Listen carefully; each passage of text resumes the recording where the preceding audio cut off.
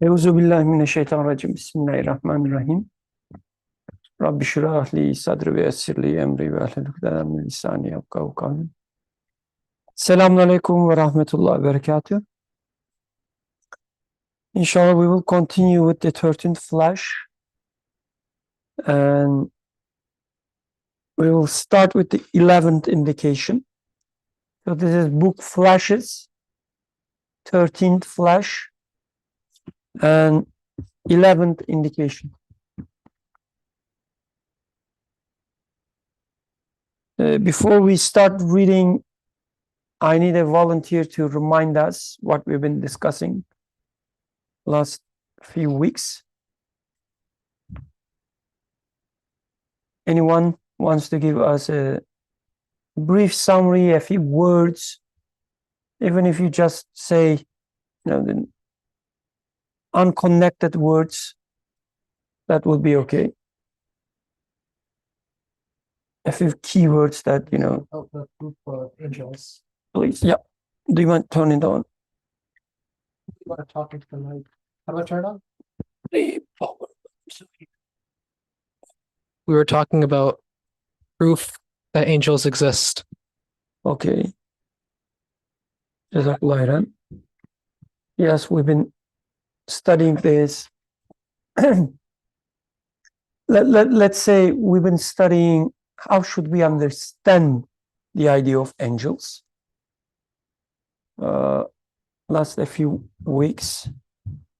And why? Because it related to the topic of evil as well, right? We said just like we see this angelic aspect, some people would say spiritual aspect of the creation in every instance of creation.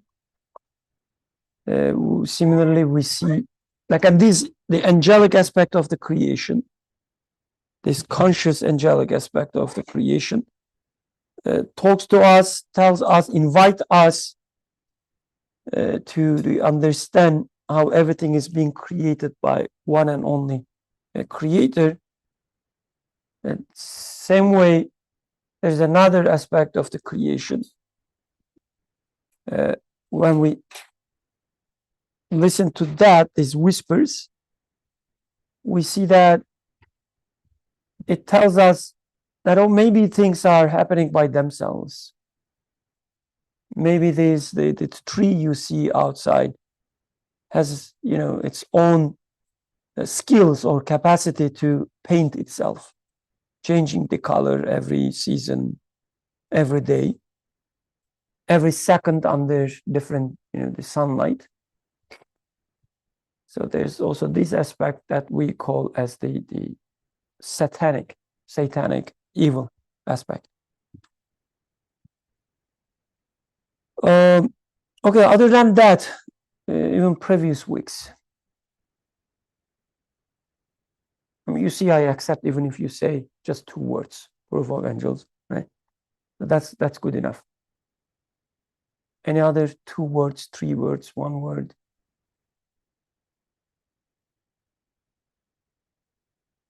Would you like to just remind us, please? In general, we started like the title of the text was Seeking Refuge in God from Satan. So we talked about this from various aspects, practical life. Is this something important? Why is it important? How does it work? How do one seek refuge in God from Satan? And isn't it like, why is there Satan in the first place? Is it a tool of teaching and whatnot? So these were the type of things that we discussed so far. Right? Like we've been studying the idea of Satan, idea of evil. We were trying to, let's say, demystify the idea instead of following an approach where you assume there are some mythical creatures somewhere making plans. Where should I attack, the humanity, this side, that side? let me put some, the soldiers of mine. This is more like a Hollywood type of, the understanding of the Satan.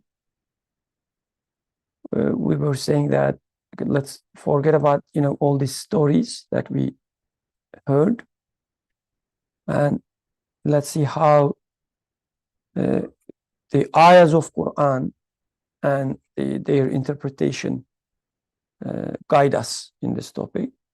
So we started from our own life, the experiences that we have, and we try to understand what evil represents there. If there are no other comments or questions before we start reading the text. Okay, let's read the text. Who wants to read the 11th indication? Who has the text in front of him from the gentleman's side? Okay, would you like to read it for us? The 11th indication. It's not too long. We are good listeners, so we will So no one's gonna compensate. You're the best. So 11th indication of flashes, right? Yes. The all-wise Quran states in miraculous fashion that the universe grows angry at the evil of the people of misguidance, and the universal elements becomes wrathful, and all beings furious. In most awesome fashion, it depicts the storm visited on the people of Noah and the assaults of the heavens and earth, the anger of the element air at the denial of the Ad and Thamud peoples, and the fury of the sea and element water at the people of Pharaoh, and the rage of the element earth at Qarun. And in accordance with the verse, almost bursting with fury, the vehemence and anger of hell at the people of unbelief in the hereafter, and the rage of the other beings at the unbelievers and people of misguidance. In miraculous fashion, it restrains the people of misguidance and rebellion. Question: why do the unimportant actions and personal sins of unimportant men attract the anger of the universe in this way? The answer, as proved in other parts of the Risali Nur and in the previous indications, unbelief and misguidance are an awesome aggression and crime that concerns all beings. For one of the greatest results of the universe's creation is man's worship and his responding to divine dominicality with belief and submission. However, due to the denial of unbelief, the people of unbelief and misguidance reject that supreme result, which is the ultimate cause of beings and the reason for their continued existence, and therefore perpetrate a sort of transgression against the rights of all beings. So too, since they deny the manifestations of the divine names which are apparent in the mirrors of beings, exalting their value, they insult those sacred names, and in addition, by degrading the value of all beings, greatly detract them. And while all beings are dominical officials charged with elevated duties, through unbelief, the people of misguidance cast them down, and showing them to be lifeless, transitory, meaningless creatures, they in a way violate the rights of all of them. Thus, since according to its degree, the varieties of misguidance harm to a greater or lesser extent the dominical wisdom in the universe's creation and the divine purposes in the world's continued existence, the universe becomes angry at the people of rebellion and misguidance, as do all beings and creatures. O wretched man, whose being is small and built great and sin grievous. And is small, but guilt great and sin grievous. If you want to be delivered from the wrath of the universe, the rage of beings, and aversion of creatures, here is the means. It is to enter the sacred bounds of the all-wise Quran and to follow the practices of the noble Prophet, upon whom be blessings and peace, who was the herald of the Quran. So enter the bounds and follow the practices. Jazakallah. Beautiful reading, mashallah. Just one side note, when it says, "O wretched men, whose being is small but guilt great and sin grievous." In the original text, there's a footnote to this part, referring to the ayah from what? The ayah saying that we suggested this to mountains and skies, but they didn't accept it. But the men, because he's foolish, accepted this. What is the word? The amana? Trust. So author makes a reference to that ayah. Your being is small, but guilt great and sin grievous. With this trust, your choice, you can make terrible things, and that what mountains to tremble, and not accepting the trust implying. Okay, so let's start with the question. I need someone to repeat the question for us with their own words. You can cheat, you can read it quickly and then just paraphrase, copy paste the ChatGPT, ask paraphrasing and then read it. It's not that hard. Come on. Somebody, yeah, please. Could you give the microphone? Make sure it is on the power button and the color should be blue. Which is basically, why does the universe get angry at people who commit sins? Okay. So,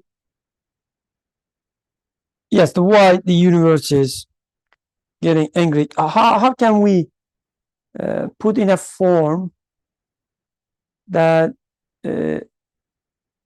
poor Sister Sarah can, understand, agree, like, well, what do you mean with the universe getting angry? Like, I don't see skies, shouting or sending me some, the fireballs. Who wants to take this same question and put in a form that would make more sense to us?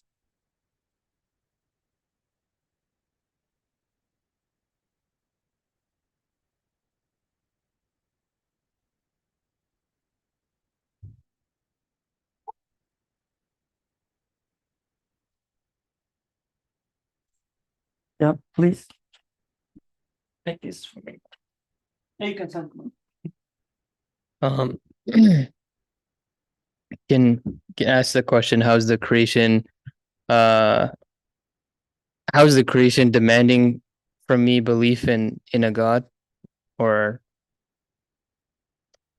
yeah, I guess that's maybe the way that I would say it. How is this creation telling me that I need to believe in anything? Yusuf. I mean, so there was also a emphasis in the question, the unimportant actions and personal sins of unimportant men. Like, why does the universe become angry with such insignificant of a small of a thingy? I guess this part requires a little bit of a highlight. It's, like, it's a sin. Like, since people in this room are Muslim, I eat pork. So what? Like, it's just meat, man. Come on. Just hypothetically. Hypothetically. Like, yeah. With meat. Yeah, so that was halal meat. Yeah. But like some personal small sin or problem, like what is the big deal that Quran keeps mentioning nations being annihilated and whatnot? So come on, it's just a small thing. What's wrong with that? Okay, Jazakallah. And then, combining everything being said so far, the question then is, why are you making that much fuss about some people committing some sins, the insignificant people committing some insignificant sins, and you explaining it as if it destroys everything in the universe. Like the universe getting angry part, I understand in Turkish, when you do something, let's say somebody spends his or her entire life to build something or to teach something to people, and then the guy dies, and you do something against his belief, his entire, the life goal. We say he must be, how would you translate it? Turning, rolling, yes, there's a rolling in his grave. Yes. Right. So what we mean with that, like whatever you are doing is just the opposite of what this poor guy been trying to do entire life. Right. So in the same way, as if this universe in its entirety shouting so clearly that there's this one all-knowing, all-powerful, all-merciful creator. The entire universe is there just to explain this to us. And when we do something opposite of this, entire universe, its entire duty, purpose becomes nothing. Right?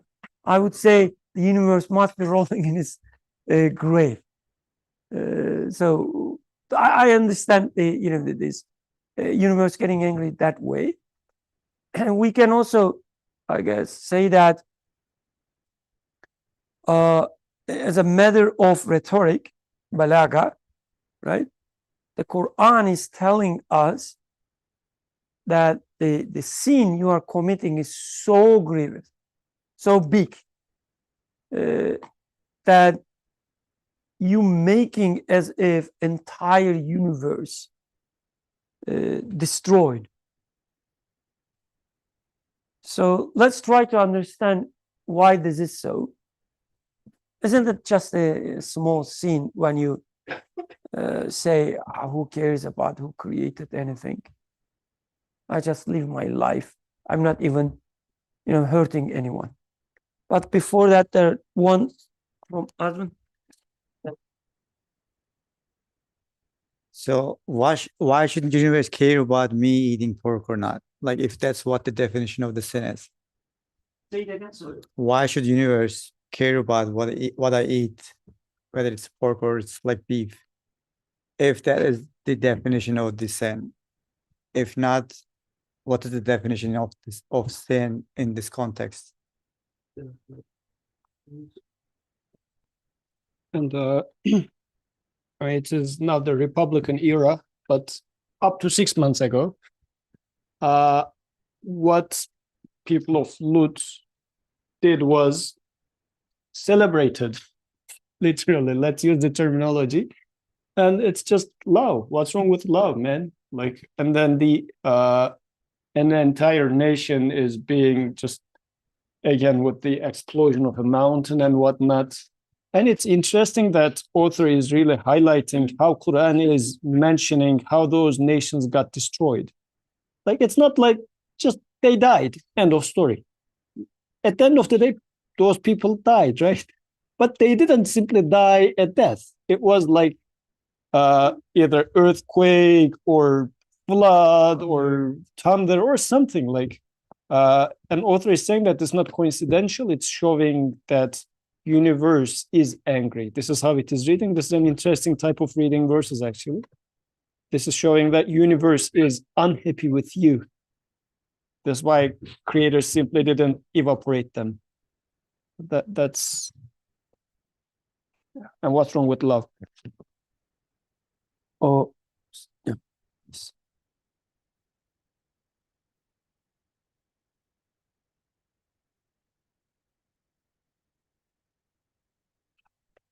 I just had a clarification because I feel like when we mention like these insignificant sins, I feel like when like all the nations that have been like destroyed by God, they didn't do like a sin or two. Like they had a lot of like increasing sins, and they had a lot of corruption. And after all this corruption, like Allah decided to destroy them.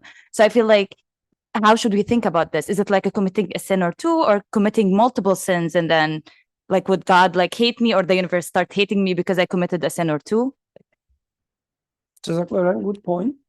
There's also a reference in the text to an ayah, the rough translation, and it will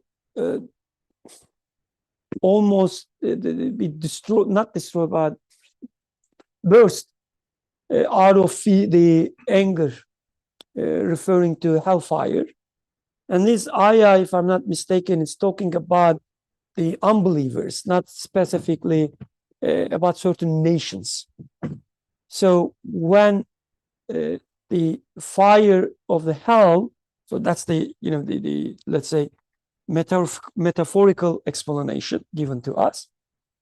When the fire of the hell sees these unbelievers get so angry, almost, be burst out of this anger. So there is the reference to anger, referring to just any unbeliever as well. So, but you are right. Like there are certain exceptional cases when we talk about the halal, the destruction of nations. But author here is taking, another approach, giving them as examples, but then talking about how even individual sins can be considered as something making the universe angry.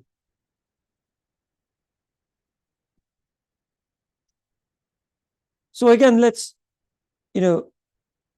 maybe if we ask the same question, the universe getting angry, this is similar to ayahs when it says God loves those who this, or God loves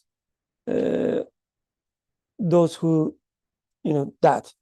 There are such ayahs as well. I remember when we discussed this, we said how we understand this. We understand when we look at the creation of the creator, like when we see the creation in front of us, we see that such and such actions or acts are being loved, or such and such actions are not loved. And we see this in the creation, the art. So if you go someplace, for instance, a house, and you see that everything is so orderly, right? Whoever is taking care of the house cleaned everything. And it's not just, lazy cleaning. Cleaned so well. Everything is so orderly. You open the fridge, you see that the fridge is so orderly, right? The dairy products in one section, the vegetables in another section, the desserts, if any, in another section. So they are not mixed. You look at the bookshelves, you see that they are even orderly. I don't know, maybe ordered in terms of their size, colors, right? So you see this order everywhere.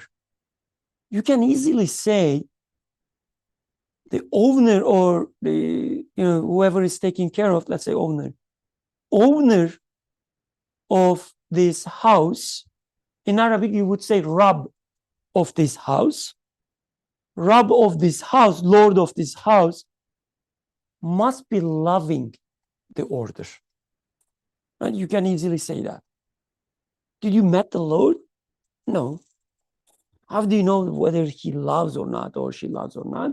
You look at the artwork, what is produced, manifested in front of all your eyes. And you say that the Lord of this house loving the order. Lord of this house loves the cleanness. The same way you look at the creation and you say that the Lord of this creation, whoever it is, must be loving this and that. So the same way, when you look at the creation with the lens the unbelief gives you. You look at the creation as everything is happening by chance. There's no purpose. It's just a bunch of atoms floating in the air. Right? Even the human being is just a product of mere chance. You are so lucky to be alive. And all your feelings, desire, wishes, fears, they're just nothing. It just, the burst in some chemical reactions, glitches.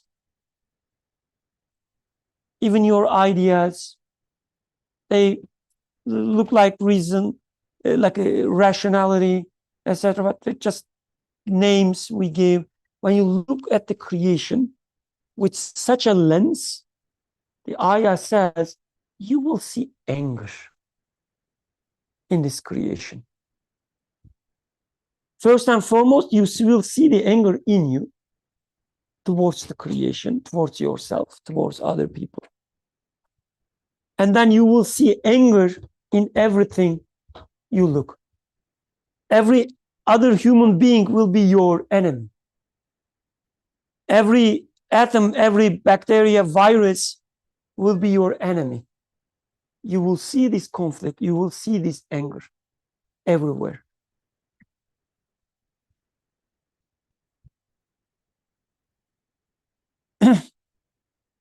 Okay, let's go back to the question, who cares about sins?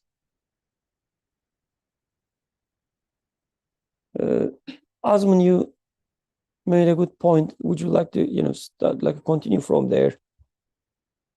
Maybe expand a bit.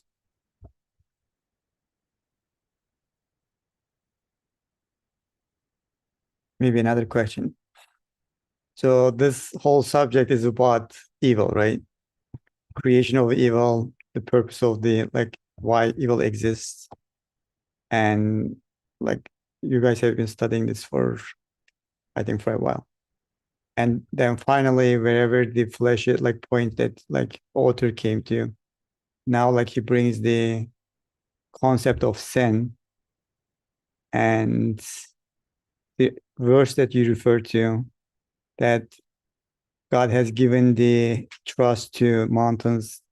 They didn't take it, but man did, who is very ignorant and very selfish. I think that was along those lines.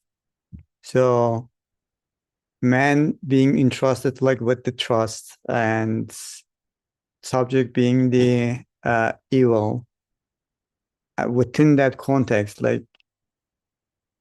what does sin really mean? And how should we understand it in a way that actually it is gonna attract the anger and the hatred of the creation?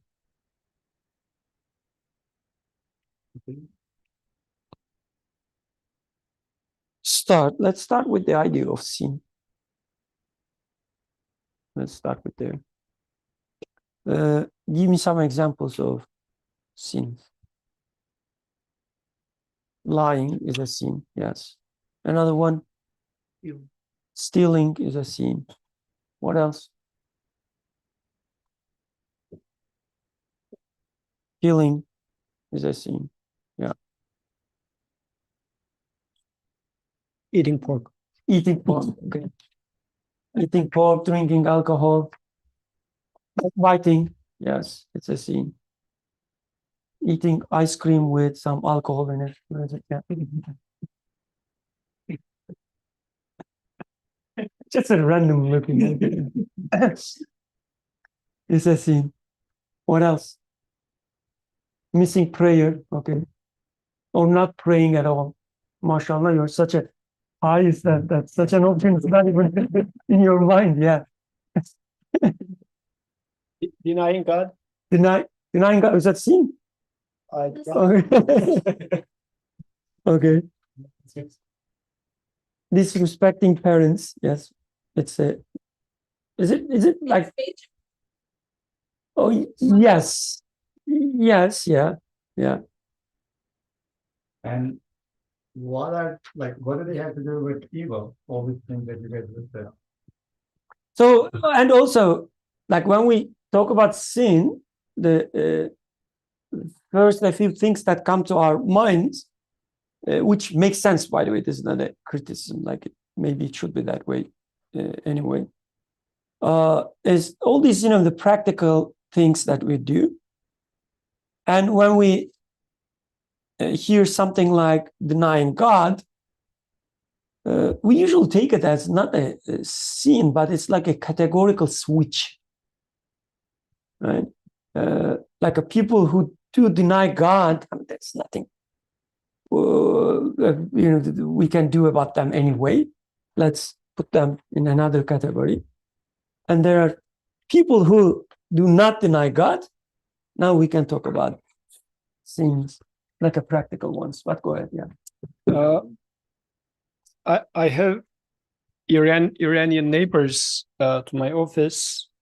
Both of them are like secular Iranians, and both of them have this attitude of like one of them has a sister and she was badly treated because she wanted to abandon her hijab, and then like he was literally saying like what the heck is going on? Like it is just showing your hair to someone, like really mocking what is being done.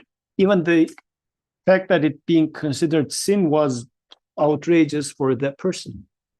If you think about it, actually the opposite is sin to him. He's saying that forcing somebody to cover her hair despite her will is the sin in the eyes of that person, for instance. It's true, by the way. Like according to Quran, you cannot force, but It depends. yeah. So, yeah, I mean, so it's in this case, that person, for example, is saying that no, it's not a sin. Like, like shoving your hair is not a sin. This person is at the denial of what you say sin is not sin, like at that level, for instance.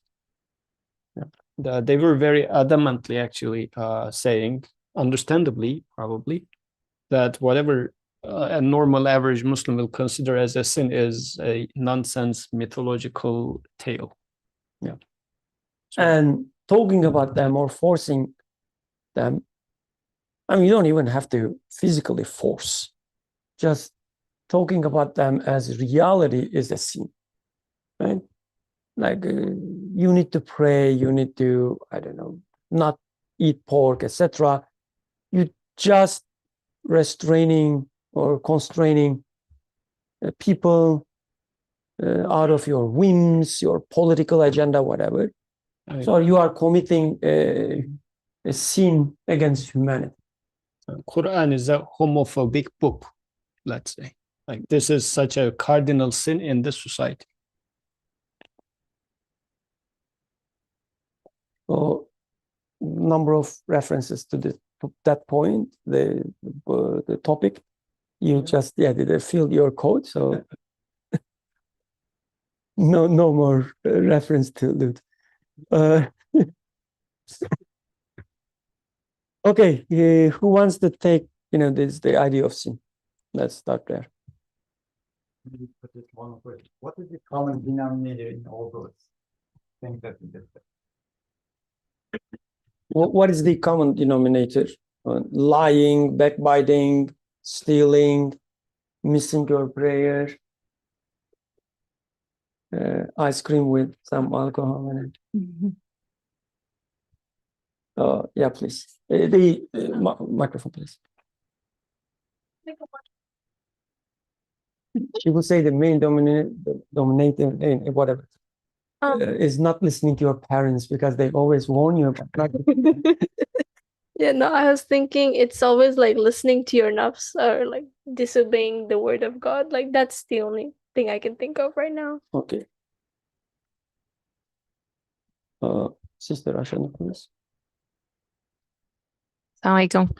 I came a little late, but just briefly looking at the text, I think it mentioned a word that attracted my attention, which was transgression, right? So all those different acts have some element, some nature of transgression, whether it's towards someone, towards oneself, towards God's command. And so I guess the original question in the text was like, why are these acts that are, I don't know if that's what we were discussing, acts or instances that seem very unimportant or individual basis that might not seem to impact anyone else. Like, why are they so important? I guess then the question becomes like, what transgression is taking place in those acts that we deem unimportant? Or, if I go and say, oh, this flower is just a flower, and, the process through which it's blooming is through photosynthesis, like, I'm not harming anyone would be my initial thought, right? But if there's a transgression that's happening there, then I should ask the question of, I should try to seek for that or try to examine if that is truly taking place or not. Jazakallah, a very, very good point. So I will read this part of the text that you referred. And they, referring to sins, therefore, perpetrate a sort of transgression against the being's rights. Moreover, since they deny the manifestations of the divine names, which are apparent in the mirrors of beings, and exalt their value, they both insult those sacred names, and by degrading the value of all beings, greatly deprecate them.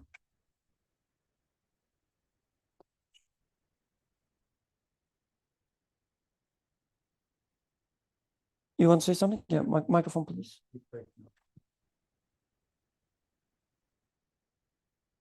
Okay.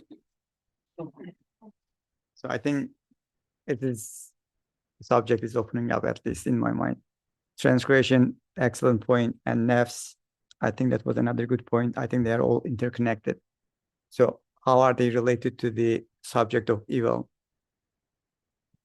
God's will and his decree. There are beings, universe, and we are transgressing against the rights of the beings. And in the context of evil and nafs. And then we are discussing the sin.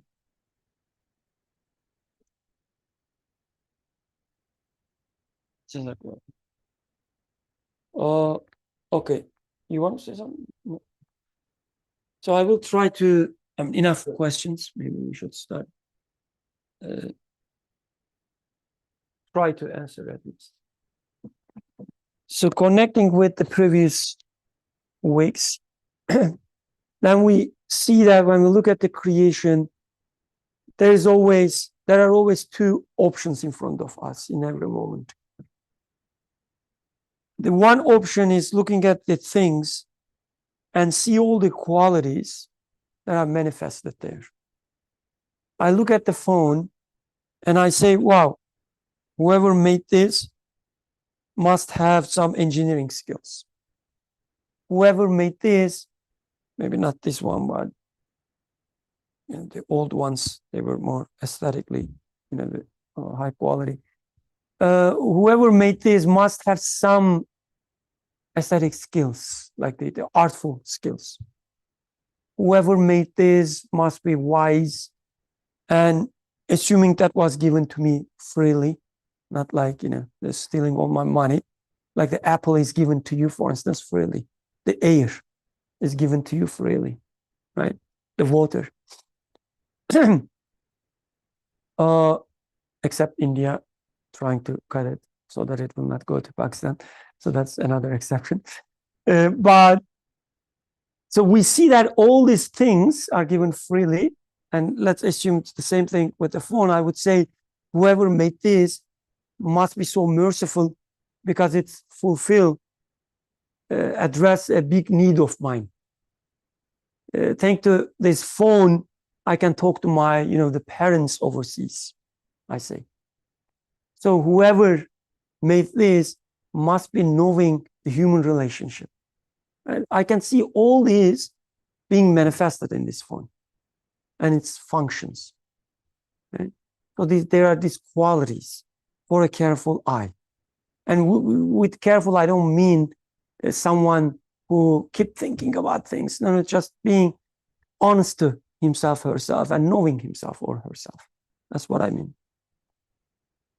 For such a person, all these names are manifested there. So one option then, I look at this phone, and this conscious phone is telling me all these. Oh, Birkan, don't you see whoever made me has such and such skills, such and such qualities, right? That's the angelic aspect of the phone that we discussed. And I can listen to that. And I say that, oh yeah, whoever made this must be this and that. Now this phone glorifies its maker, but at the same time, the phone itself being valued as well. Why? Now this phone is an artwork of all merciful, all knowing, all careful, whatever you want to call this the Samsung firm. All these qualities, and the maker cares and try to make this phone in the best way. Right? The value of the phone is now also high. It's an artwork. The phone, whoever made this, must be loving the phone itself as well. Why? Because it put all the necessary things, and it puts all these different materials in a way that it will protect it. Right? So the phone is not just a phone anymore. The phone is something being loved. The love thing. The same goes with the apple, right? Or an animal. So other option in the same phone, I look at it with my, let's say, educated mind this time. Okay. And in education, we know that we have to simplify things. We dissect it, put into pieces. We see simple relations between these pieces, and we say, there's nothing. You just need to know this and that equation. The rest is explained automatically, right? It's probably just a bunch of material through some random processes, because there are such and such laws in the nature. They came together and made this phone out of accident. So you are so lucky to have such an accident in your life. Use it. Don't care about the rest. Just exploit what is in front of you. This is the other aspect, the other option in front of me. When I put it this way, it sounds like awkward, funny, but this is how we look at the creation. Apple. How it happens? Oh, there's nothing mysterious about the apple. It's just a seed. It starts with a seed, runs some biological processes, some rules. You end up with the apple. There's nothing magical about the apple. The purpose, just making up, man. It's just, trying to sustain or protect its next generations. So this the sweet taste was necessary so that the animals would eat it. And then through their feces, the seed would, go to the earth. A new apple tree will come out. There's nothing to call like a purpose. This is how we look. So what I did, in the first option, I said, this apple, whoever made this, has such and such qualities. And this apple is such a perfect artwork manifests all these qualities. In the other option, what I said is apple. Oh, it's not different any different than this mud, or any different than, I don't know, the stardust. It's all the same. The color, shape, just product of random processes. No value there. So that's the distinction between the two. And there's a huge, big distinction. Sister, who has the microphone?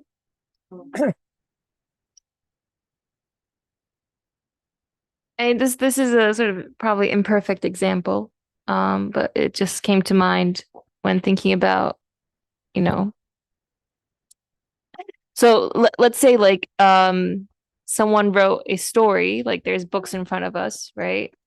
And let's say my sister wrote this book in front of me. And then I look at it and I say, oh, this is clearly like AI generated. What I'm saying there is that there's no intentionality, there's no love, there's no will behind this random, chaotically compiled piece of text.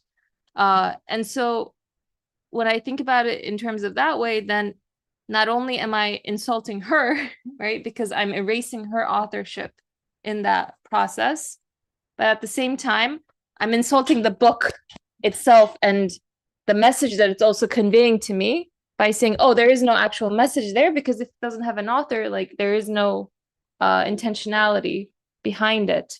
And so even though it might seem like this is something just between me and a piece of text, there's all these different, there's the meaning level of it that I'm erasing, there's the author level of it that I'm insulting, there's the book aspect of it that, you know, the entity itself that I'm saying is something that it's not.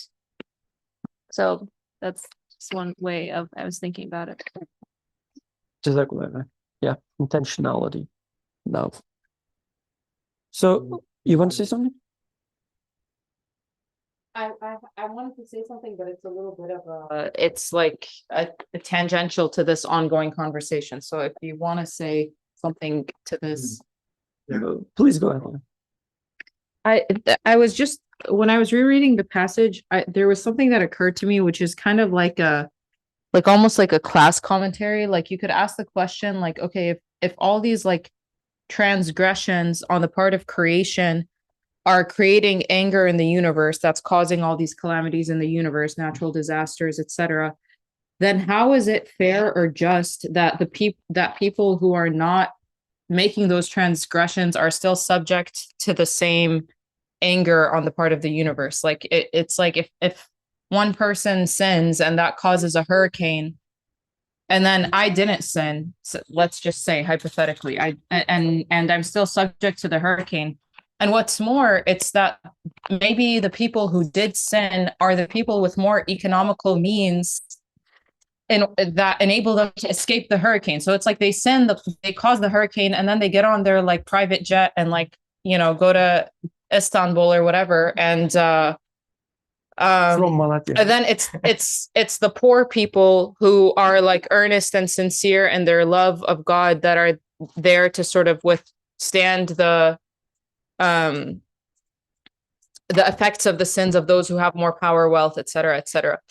And I mean, I'm answering myself, but I think maybe the proper way to think about it, and you can correct me, I'm curious also if you've thought about this, is that, like, you know, if the world is la'ub wa lahw, if the world is all an illusion anyway, it's all a simulation, and like the real world is like what is everlasting, it's like those people who are not transgressing against themselves and their souls and mankind, even though they are withstanding like the physical effects of those transgressions in the universe, they have like within their hearts like access to like a divine light and like, you know, the sort of grace and mercy of Allah that basically it's almost like the eye within the hurricane, it's the eye within the storm. Like they don't but I don't know. It's something that I'm still kind of trying to like parse out. I don't know if anyone has any thoughts. No, you get it, a very good point. Yes, we can inshallah touch upon that as well. You want to say something? Yeah. The microphone, please. Just maybe a tiny detail. Author did not mention that those, or at least the way I understand, that those aggressions are causing hurricanes.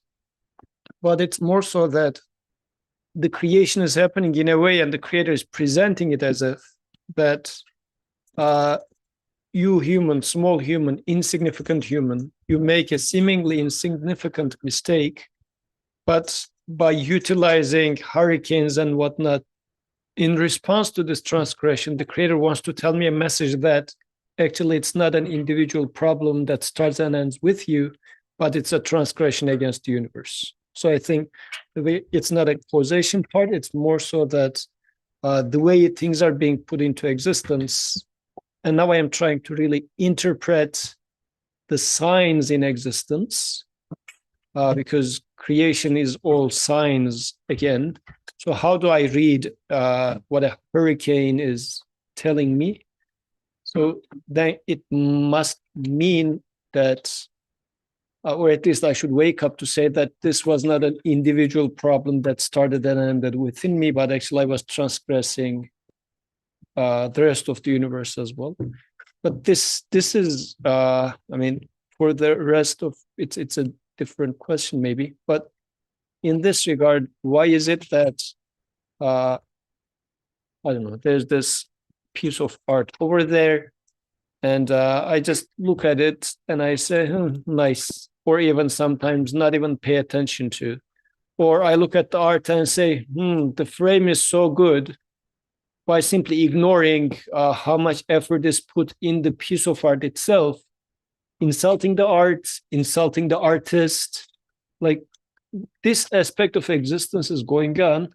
And since maybe I am thinking, I don't know, too much self-centered and saying that, like, it's just a miniature mistake of mine, why is this a big deal?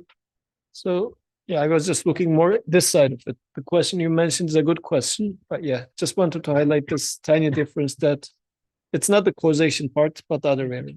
No, thank you. Of course, it's not causation in the sense that ultimately Allah is in control, but he made the system basically that like can respond in this way. But yeah, I mean, to your point about like the beauty aspect, I mean, I guess like the same thing on the flip happens, is that like we benefit from all the beautiful things that like that are like a result of like the good actions of good souls in like the universe, and like how is that fair or just, I guess as well. Okay, awesome.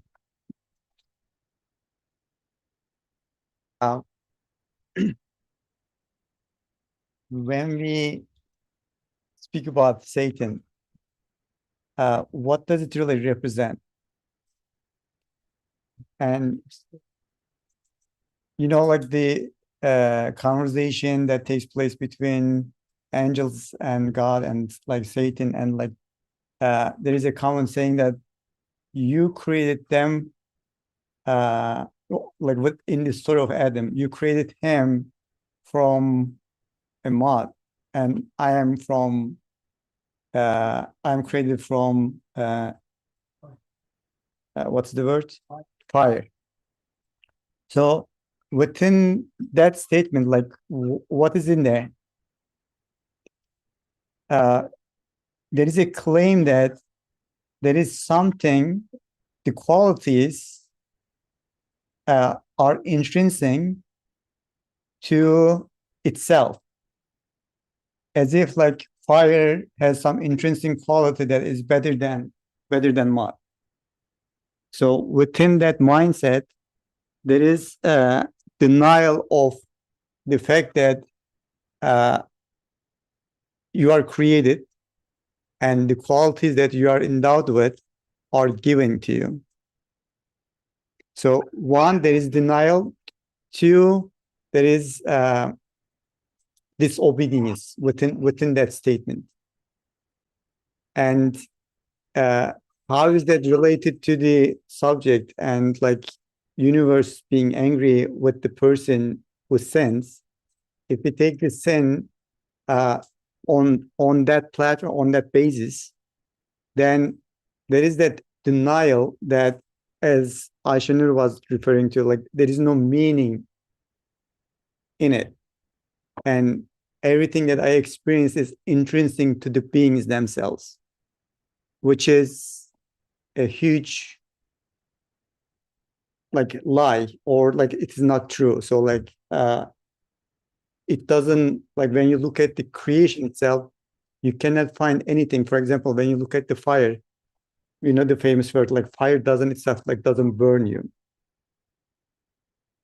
So that like action comes in a different form, and it is not intrinsic to the fire itself.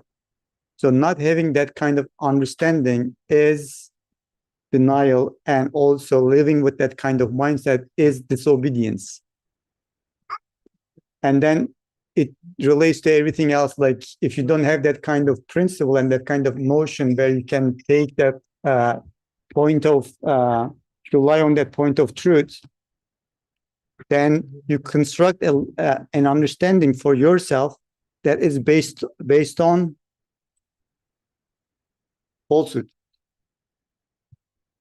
And the way that I understand, like the beings being so angry and like wrathful towards you, not necessarily they are like they want you to go to hell, because they represent some sort of meaning, and God is speaking to you through the intermediaries, through the beings, through the universe, and you are the one who are insistent not to take that message. And for the beings not being angry with you is more for you to, hey, we are here, we are trying to tell you something, and you are the one who doesn't want to take that message. You need to come to your senses. Again, not because like they are very wrathful because they want you to go to hell. It's because like they represent something, and you are the one who is insisting not to read that message from them. Jazakallah enough.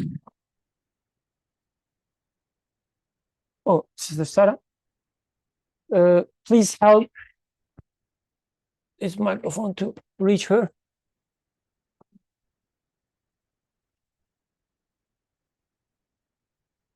So I have two questions, but we can like focus on one. So I feel like what people have been trying to say now is that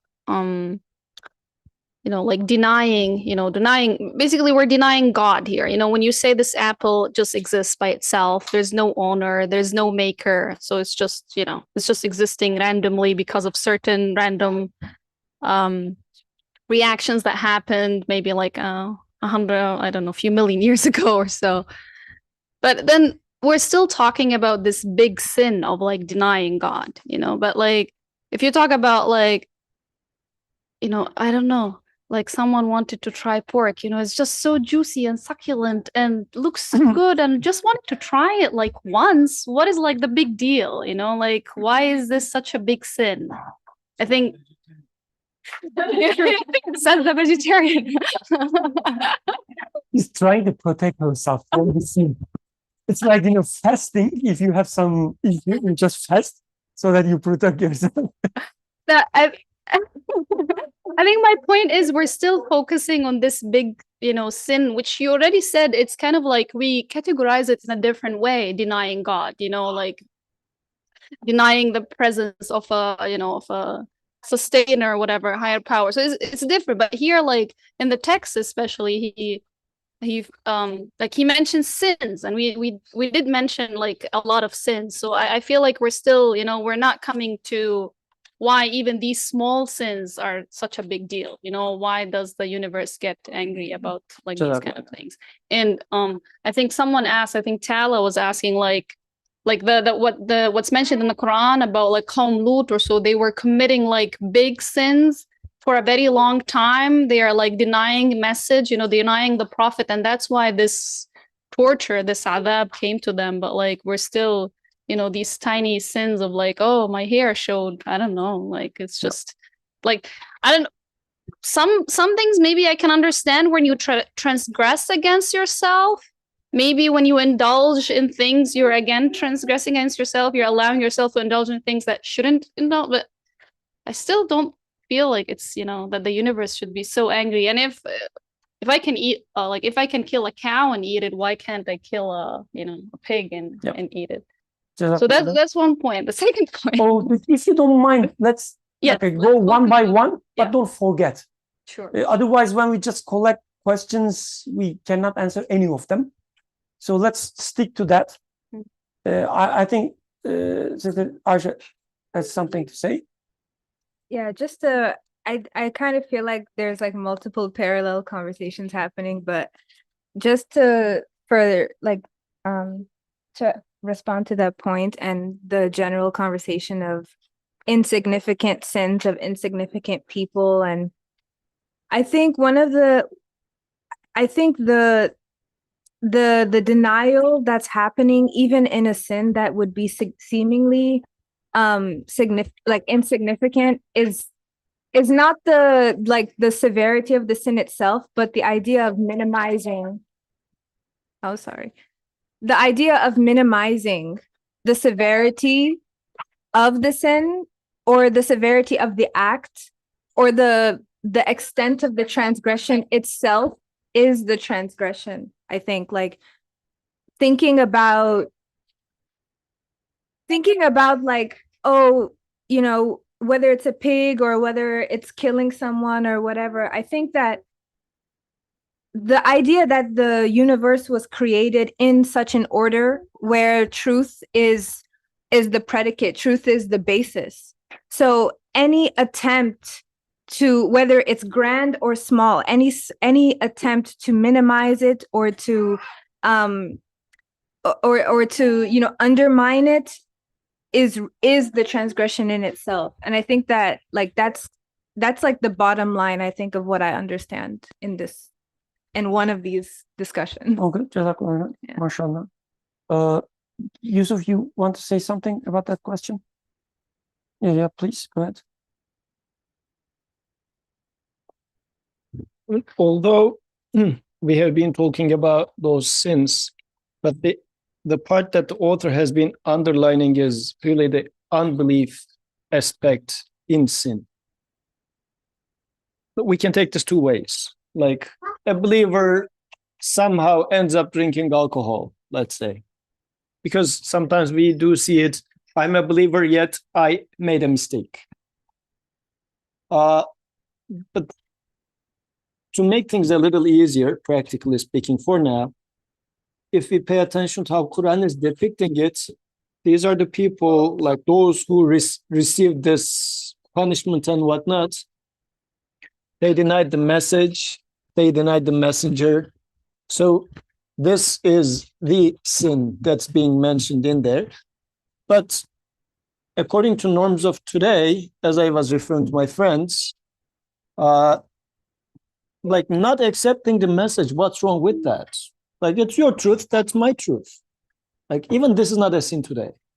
So even according to today's norms, I mean, what's the big deal? I didn't accept that message. What's wrong with that? Like, okay, you think God is one, I think 5. So what? Even this sounds like very insignificant of a thing. It's just freedom of speech, freedom of thought. Like, why?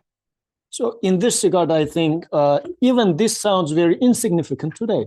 Although maybe in this congregation, people are thinking that, no, it's a big deal. If you deny God, it's a big deal. We even need to question that. Why is it a big deal? Why is it a big deal to say that, no, I deny God does not exist. And if I say so, then the apple tree is going to hate me. Like, this is something that we really need to think about first, if this is the case. But then we can think about the second one aspect as well. Within every sin, even if we are now going to talk about, we can just postpone this to later as well. But within every sin, is there an aspect of, if not 100%, but is there an aspect of denial somehow? A smell of it, I don't know, a strand of it. Because at the end of the day, there is some sort of a rebellion on my end. I would like to say, like I guess the example is, okay, this house belongs to Maryam, and I don't deny this, and she wants me to sit here. I don't deny that too, but then I say, well, I want to sit there.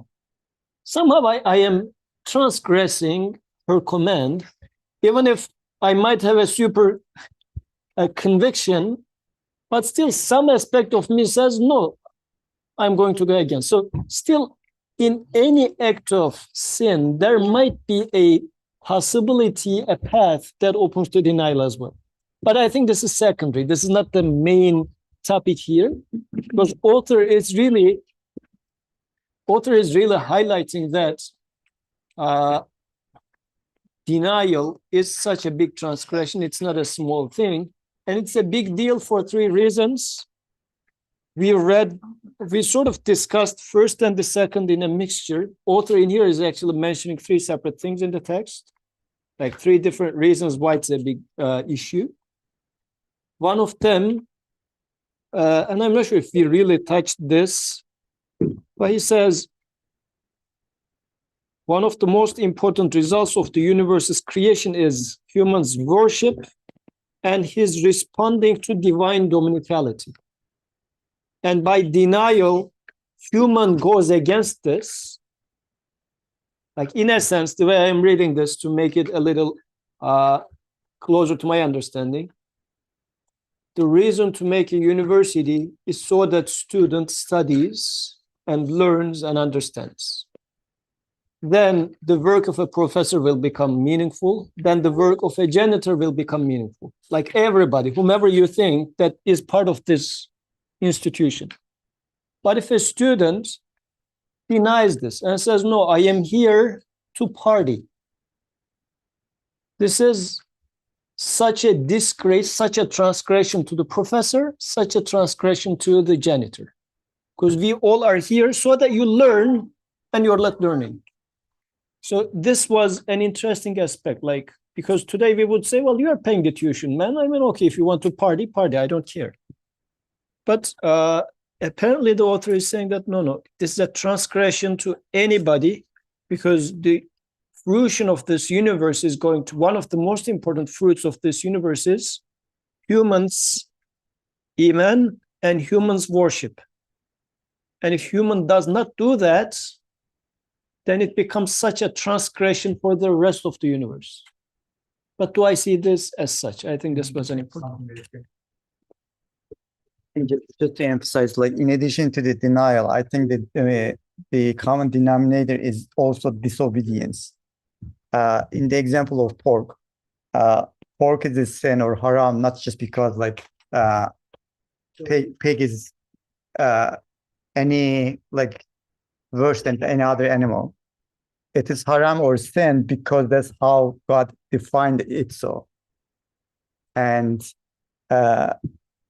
affirmation of the truth, belief in God, requires to comply with the truth. And if we affirm something as like, for example, the pig to be the creation of God, but we don't comply with it and just act the way that we want to act, and there is also a transgression there then, because your confirmation of truth requires for human being to align your own will with the absolute will, to be in sync and in alignment with his will. On one hand, affirming that like to be true. On the other hand, like going against that, there is a contradiction there as well. Okay, there was another hand. You raise your hand? Okay, I was mistaken. And we can go.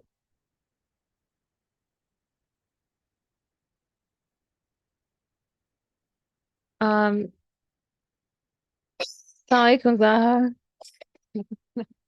So can I have your pen? It looks like a nice pen. Yeah.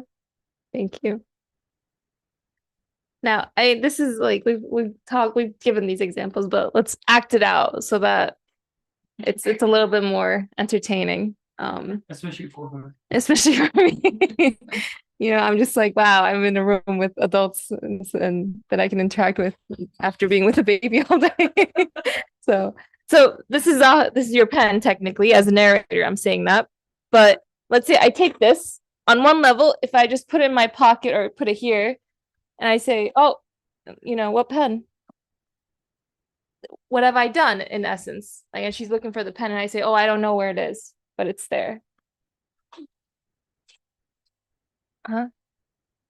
I've stolen it, right? It's an act of stealing. Like I've taken the pen. She's asking me where it is, and I'm saying, oh, I don't know, but I know that it's in my back pocket. So on one level, I'm completely covering up the truth of the situation there, right? And disbelief is covering up the truth.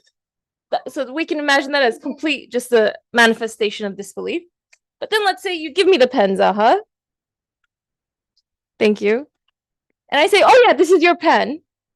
Now, if I acknowledge that this is her pen, I would use it under the conditions that she allows me to use it under, right?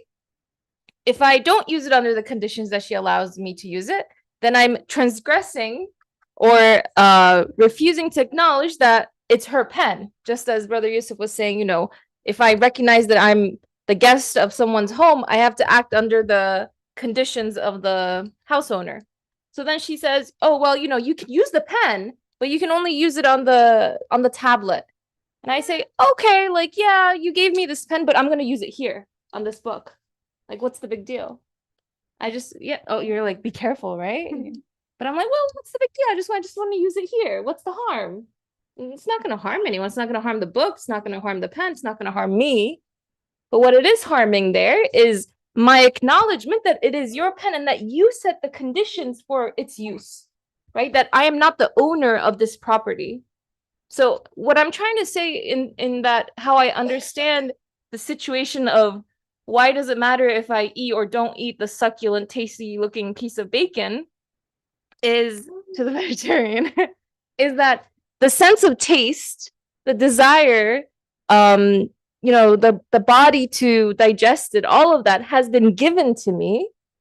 And if I say, no, I'm going to use it under my name, under the conditions that I decree that I think it's fine, then I'm refusing to acknowledge whose property the body, the wants, the needs belong to, in fact, right? So the transgression there, it might seem like it doesn't affect anyone, but what it's affecting is my understanding of, in fact, reality, right? Of who owns the pig, who owns me, who owns my taste buds, my appetite, right? And living in, as Brother Osman was saying, in alignment with the divine will means recognizing that, oh, all of this is given to me such that I use it under the conditions that, whether I see the wisdom in or not. Maybe they say, oh, pork is so unhealthy for you. Maybe 20 years from now, they'll say, oh, no, it's actually really good for you. That part won't matter to me because I'm living under an acknowledgement of a certain specific reality, right? Which is namely that this pen belongs to Zaha, and she is the one that dictates the conditions under which I use it. Otherwise, anything less than that is me stealing it, right? And misusing it, that trust, in fact. So this is how I understand it. And I'll ruin the pen too, sure. So when it comes to obedience based on understanding that this is like I have an owner and this is a command from the owner, and not necessarily because I see wisdom behind it, that necessitates that I first know that my creator has said this, right? So I've heard, like, for example, when people would say, well, I guess the question is more so, for you to believe in the message, many people seek out wisdom in it first, right? Like that's their route to accepting the message. But then you're also saying like seeking out the wisdom itself is not by which you accept the message. That makes sense. Others can respond, but I'll just say this really quick. I think there's a difference between the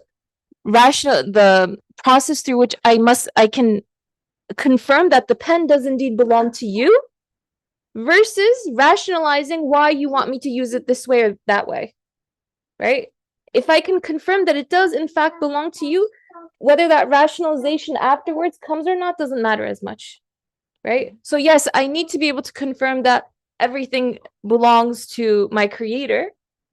That needs to sit within my reason. But once I accept that, I can see the wisdom that certain commands come with, or I may not see the wisdom that certain commands come with, right? But what matters is that they're coming from the one that I've confirmed I belong to. I don't know if that makes sense, but others can. Okay, Jazakallah khairan. And I don't know how much the same topic. So let's take the discussion from creator to creation again. So author also talks about, different aspects of the creation. So we said we see these qualities in the creation, and we either accept them, live accordingly, or we just deny them and hide them and live accordingly. So what happens if we can understand what happens with these two paths where they lead us, and everything will be, at least relatively speaking, easier.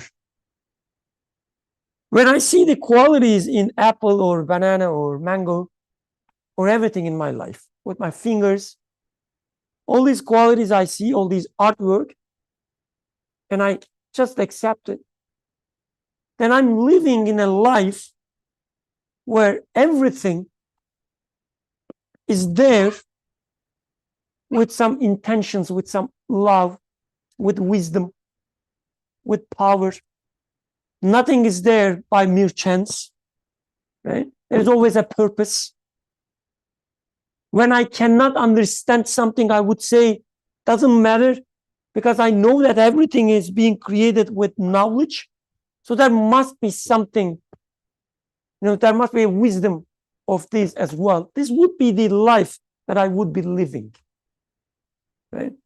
I live on the basis of wisdom, mercy, love, order, intention, purpose. That's the life I'm living. Something happened in my family. I cannot order this gentleman to what to do. He says, no, who cares, what you say, and then does whatever he wants. I get angry, but then I realize even with his creation, his existence, his actions, there's an order, there's a wisdom, there's a mercy behind it, right? I say, okay, I can, live this life. This is a bearable life for me. It's everywhere I look, I see artwork. What else I would ask? In the other option, when I deny all these qualities, and I say, no, these just, the mere accidents, nothing, the special, no purpose. In this life, I'm amidst all these blind forces. Anything can happen, right? A glitch in the system can result in the destruction of the entire earth. We press the wrong button on our keyboards, and artificial superintelligence born, and then we are doomed. I pressed the wrong button, man. I was, wanted to put the semicolon in this line instead I put it there, and then now we're gone. That's the life we live. We said this earth will be gone. We have to go to Mars. But we have to be careful on the road because some other alien species come and destroy us. We have to be so careful. Otherwise, something will happen in one lab, in one part of the earth. And then another virus will be unleashed and the rest of the humanity will die. Right? This is the life. Everything is so in conflict, fight, right? You by nature, you need to hate everything, but at the same time pretend you don't hate them so that they will not attack you. But everything is your enemy, a possible enemy of yours. This is not an exaggeration.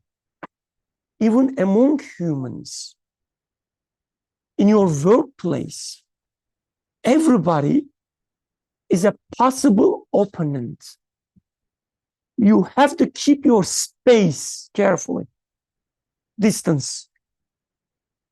Act them nicely so that they will not attack you, but at the same time, don't act so nice so that they will not exploit you. That's what we call the modern civilized life. This is the life that the other option leads you. Why? Because there is no uniting wisdom in anything.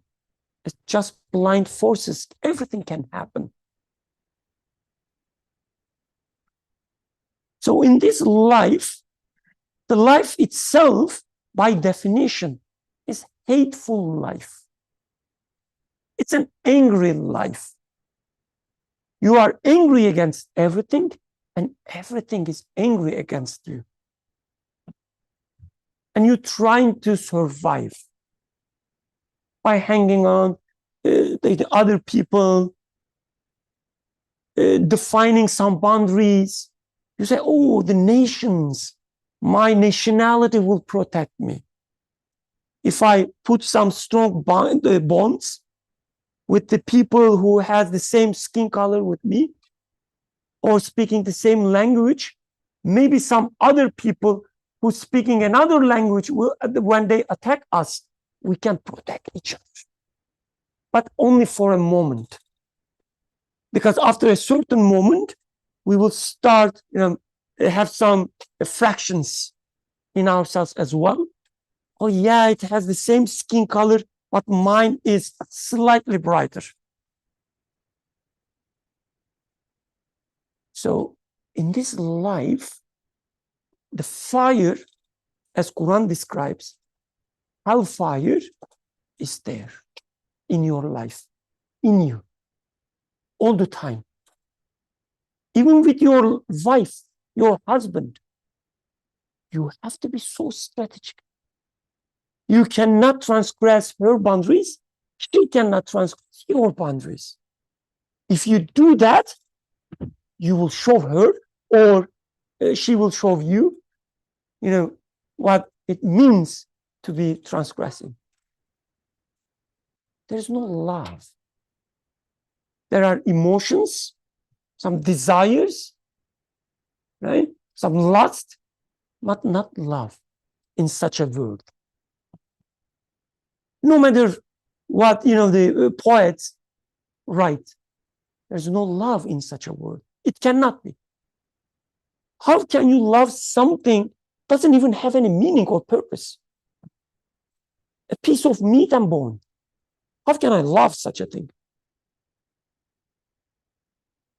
So Quran says, if you live such a life, if you deny all these qualities that you see in life, you will end up in hell. And we say, yes, I see that.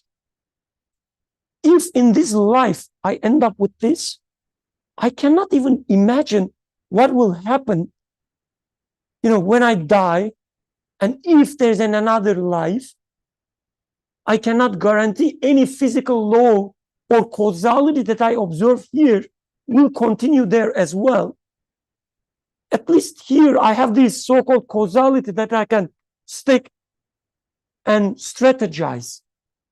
What happens, even that is taken away from me. Ultimate hell. And I say, yes, this is true. It will be there. Right? So whatever Quran promises as a hellfire, this will be there. And the sin that I commit now, the sin in the sense, the denial I make, is such a huge denial. Even the fire I feel inside warning me that whatever you do is wrong, Birkan. Don't you see everything became your enemy? Even this fire will be so angry with me because I even deny it, the feeling of being burned inside me. I said, no, nothing I feel has any meaning. There is no warning.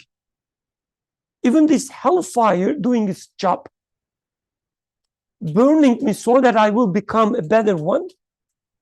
It says you even deny me. Even this feeling of burn, like a fire in me, gets angry with me now, just like Quran describes. The fire will burst out of anger. I see this anger everywhere.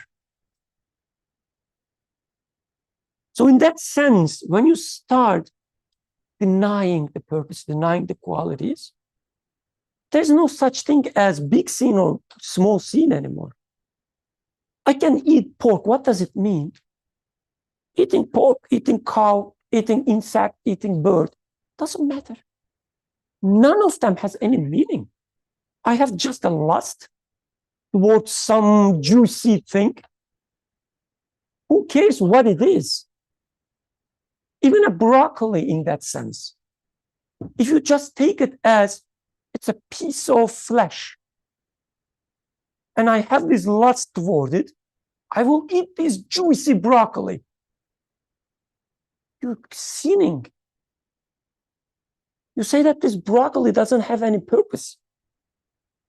This hunger that I feel doesn't have any purpose. I'm just an animal, and this is my, what is it, the prey? No. Okay? And I will attack it. That's how you live your life. So it doesn't matter whether you eat broccoli or pork in that sense. So I think, yeah, in that sense, there's no small or big sin. Because everything is about the denial. Denial of the purpose, order, quality. And it necessarily leads you destruction. Your entire world is destroyed. That's one thing. And then in practice as well, we see this destruction manifested so that we understand it better. What happens, for instance? We say there's no meaning. All I care is my house, beautiful house, and my car. As long as I own them, who cares? Practically, my house and car is destroyed. So that I see that what I believe leads me to destruction. As Yusuf said, not that I denied and this caused my house being destroyed, but not the destruction in my life that I lead is shown me in the practical sense by the destruction of my house and the car or my nation.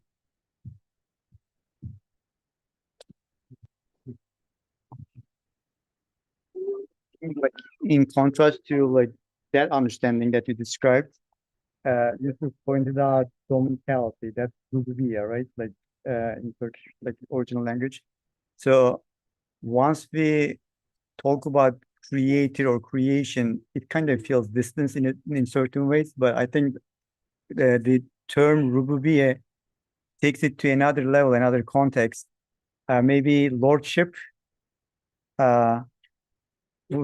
another one to like define that. So once you look at the case within that context, it is more relevant to you, even more relevant to you. So like in the lordship, God's lordship, now he's not just a distinct God like out there somewhere out of the universe, but it is actually, I'm gonna say in the universe. It is actually here and now, like with you, and he is part of like every step like all the way. He's part of your life. He's part of like your actions because in your consciousness. So that's why like the word of dominicality is important, because that defines that relationship, like that he is the Lord, we are the opt, and the main purpose of human being is to be able to establish that relationship, so that we live a life that is not going to be in the way that you described, right? And as opposed to like what you were telling. If we cannot establish the confirmation, and if we are in denial and in disobedience, then the main purpose of man, we don't telling me that, okay, shut up. We don't, last word, we don't fulfill our main purpose on earth. Jazakallah khairan. And special thanks to kids. Not kidding. So mashallah, this is like a perfect example of like she's crying. I'm assuming that's the scenario. I might misunderstood that. It doesn't matter. Let's assume this is the truth. But her mom takes care of another child, and she sees that and starts crying. Why? When in her life there is no love and taking care, the mercy directed towards her, she cannot accept that. I have to see love, she says. If I don't, I will cry. This is the human being. When you don't see love directed toward you in the creation, whatever you interact with, if you see that, no, there is a tiny amount of love, like my mom has only that much, and it's not enough for all of us. For 2 kids, it's not enough. She sees that. Right? When you do that, when you see the creation in this way, there are these limited resources, not enough for all of us, you will start crying. Right? That's the human being.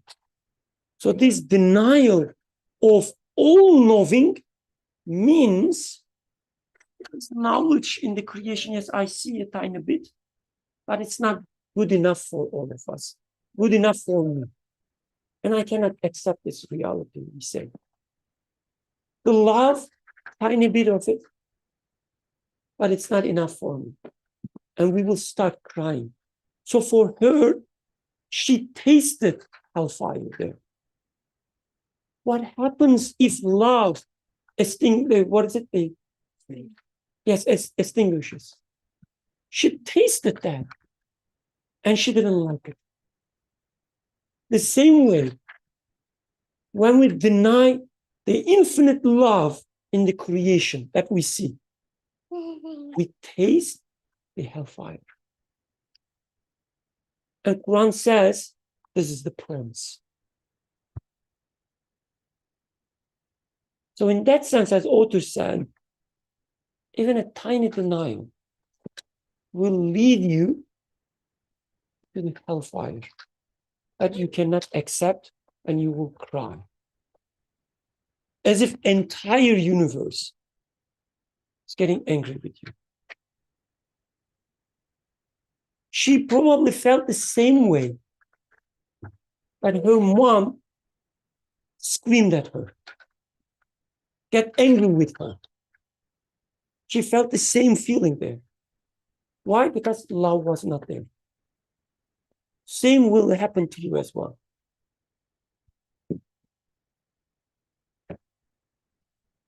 Okay, let's conclude with some final remarks, questions. Sister Sarah.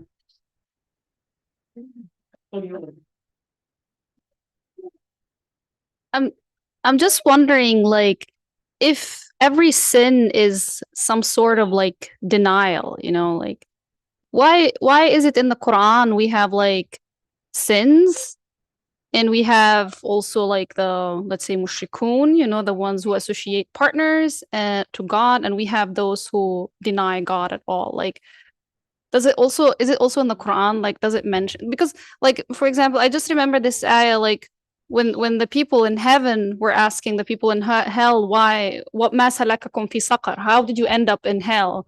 And they said, we were not of those who prayed. We did not feed the poor. We were just going with the flow, kind of like it's still kind of like I don't see in the Quran that, you know, God is associating sinning with those who deny his existence or deny that he has ownership to things. I feel like there's still, you know, what you talked about in the beginning, there's still categorization. There's like people who deny the existence of God, people who that believe that there are partners with God, and people who believe kind of like but they, you know, they were not like they still sinned, like they did not accept the whole, let's say, the whole message. I do understand, and I definitely agree with what's been discussed. Like, you know, we sin because there's part of us that is not accepting, you know, like there's part of us denying the truth. But I don't see this like, yeah, like the how it is in the Quran. It's still, you know, like describing, like focusing on like sin, kind of like certain sins. And also we in the Quran also, and I don't know if it's in the Quran, but like in the hadith, and so there are like big sins and small sins. You know, we have like the kaba'ir, you know, like they are different than like the smaller sins, right? Like, I don't know, drinking alcohol and zina and whatever is different than some other, like missing prayer is, you know, big sin, or but still there is like a level of sinning. Yeah. So, anticipating that question, I was trying to be a little careful with the wording. Within every sin, there is a path to denial. This is why I was mentioning that there's a strand, because author staged us to here actually. Initially, what did we study? In the previous parts, there was a question which was saying that, does sinning mean lack of iman? And author said that not always, because you could also just be prone to the tricks, your nafs might come in and whatnot. So there are these other aspects that is granted. Like, this is why in like the way this question was staged, the author was mentioning the nations that Quran explains, and those nations are people who are denying the message and the messenger. So it's totally denied. But at the same time, what is trying to be shown in here is that, like, there might be a student which parties and says school has no point, but there's this other student out of laziness starts missing classes. Still, at the root of it, if we pay attention to the nature of both behavior, we see that it is this coming from the same source. In one, the party student totally denies that the school has no purpose. It's all about partying. The other one, if you pay attention to the gist of it, it's coming from the same source. School is about partying.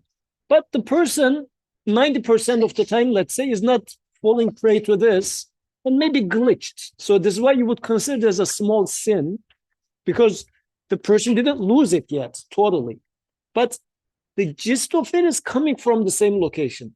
This is why, this is the 13th flash, but in the second flash, like the earlier part, author mentions that within every sin, there's a path to denial. if you do not quickly destroy that sin with seeking refuge and repentance, it's going to become like a monster and swallow you. So this is why, yes, there are kaba'ir and saga'ir, big and small sins, but what's the distinction? The nature is the same, but one is you are totally accepting it. In the other one, you slipped or something. This is why now you're given the opportunity for realizing, recognizing the mistake and cleansing it. So this is again by design. Human is designed to make such mistakes. But otherwise, the emphasis in this text, like after studying these two, by these two, I mean within every sin, there's a path to denial, number one. Number two, making a sin does not mean that you don't believe. We discussed this before. But on top of this, now what we are just in here seeing is that the gist of sin is coming from denial. But where you are in the spectrum, it's a separate question. But really, the gist of it, the essence of it is denial. Like when you talk about those specific qualities, that would really refer to a certain group of people as like in terms of like names and nouns, or like does it define certain behaviors in terms of like adjectives? So you can kind of check yourself against those like definitions to see actually where you are, so you can realign yourself. Yeah, like a nutshell, my understanding, the Quranic approach is usually talking about what is at the core, sometimes in a binary fashion. You either go to hell or go to heaven, right? But we know that these are the two targets in your life. In every moment, you are somewhere in between. So in practical life, yes, that's the case. There are different attitudes, different categories that you can fall into. But at the core, you have either hell, denying all these qualities, that's where you lead, where it leads you, and then heaven, seeing the qualities which where leads you. But in practice, you are always in between. In certain moments, you see the qualities. In certain other moments, you deny the qualities. Sometimes you believe, and at certain other times, you say, yes, I believe, but also my genes has effect. You become, what is it called in Quran? Mushrikeen. Like now you are doing shirk, meaning the shirk, like you also use the same word for companies, right? When multiple people come together, own the company together, like a corporation, or what is it called in English? Sorry? Let's say partnership, yes. Yeah. So this is shirk. You say, yes, I believe in Allah, or I believe that everything is being created by one, but my genes also have some effect. The one who created the universe set it up in a certain way. Now my genes has some power as well. What is wrong with that, you say? Quran explains it as a mushrikeen and tells you what is wrong. In some other moments, you will believe in the truth, you will see all these qualities, but it will go against your nafs. And when you are, alone to yourself, or some friends acting like you would say, forget about them, who cares? Quran describes such a moments as what? Munafiqun. Right? You pretend as if you are a believer, but at the same time you are not. So in practice, you will be visiting all these, different categories in your life. Okay. I like the example that you brought up with the two different mindsets. One being that if you look at an apple and it's just, an apple and something to be eaten, not really given any value, that you're not really loving the apple and it's more like a desire or a lust thing towards the apple. And then the other mindset is the opposite of that, where you give love to the apple. My question is, does that mean for things that are sinful, it is that we are unable or have the inability to actually love those things? Whereas, you can love an apple, but let's say, like, for random example, like gambling, like you'll never have the ability, Allah never gave you the ability to love that thing, which is why that thing is sinful as well. Is that a proper way to think about it as well? So we don't have time. We are so over time. And I mean, we can discuss this, but it requires some long discussions, I believe. Like if anyone has a short answer, we can go with it. But to me, there's no such short answer. I apologize. Let's finish here. Just maybe I will give one tiny example. Going back to sister's question, like all these earthquakes, whatever happens, and even innocent people die. One example came to my mind. When you have a family built out of hatred, right? Everybody hates each other. There's a small child, innocent child. The parents act so bad. What you do, at least what you should be doing, you should destroy this family. Take the child, protect it, save it, and then the rest is destroyed, right? So I sometimes see, such moments that encompasses everyone, because the destruction of the family affects the child as well. The child doesn't have a mom or father, dad anymore. But in the ideal example, of course, the child in a better place now. So yet the city is destroyed. The sinful whatever system is destroyed. It affected everybody, but some of them were actually saved from this sinful system. By destroying the family, getting rid of, the thing that called family, the house, even, you just saved the child. Took the child and put it somewhere else, a better place. That's how Quran describes, for instance, right? Heaven. These children who died in war zone, for instance, they were saved. The people dying in war zone, they are saved from the sinful, hateful system, the house, whatever it is. Anyway, سبحانك لا علم لنا إلا ما علمتنا إنك أنت العليم الحكيم وآخر دعوانا أن الحمد لله رب العالمين. الفاتحة.